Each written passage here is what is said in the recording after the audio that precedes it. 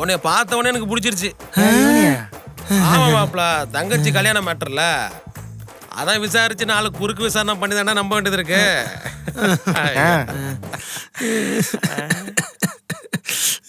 மாமா நீங்க என்கிட்ட உண்மையா இருக்கீங்கல்ல? ஐயா இழுக்க ஆரம்பிச்சிட்டானே. நானும் உங்ககிட்ட உண்மையா இருக்கணும்ல? சொல்றேன் என்னன்னு சொல்லு மாப்பிள. என்னதுடா? நான் உண்மையை சொல்லியே அவன். என்ன உண்மை? மாமா எனக்கு எந்த வேலை வெட்டி இல்ல, நான் வீட்டுல சும்மா தான் இருக்கேன். அவ்வளவு உண்மையா இருக்க சொல்ல. ஐடில வேலை பார்க்கறான்னு சொன்னேன். ஐடி படிச்சிருக்கான்னு சொல்ல வந்தேன். கண்ணு பார்த்ததும் ஐ மிஸ் ஆகி போய் வந்துருச்சு. விடு மாப்பிள, வேலை தானே, அதெல்லாம் பார்த்து அரேஞ்ச் பண்ணிக்கலாம். தெய்வம் மாமா நீங்க. நல்ல மனுஷன் தான்டா. அதான் காலையிலே சொன்னால மாமா, நீங்க பெயின்ல அடிச்சீங்கன்னா வீடு புது வீடு ஆயிடும். அடிச்சிருங்க. என் வீட கேட்கல மாப்பிள, உங்க சொந்த வீடு.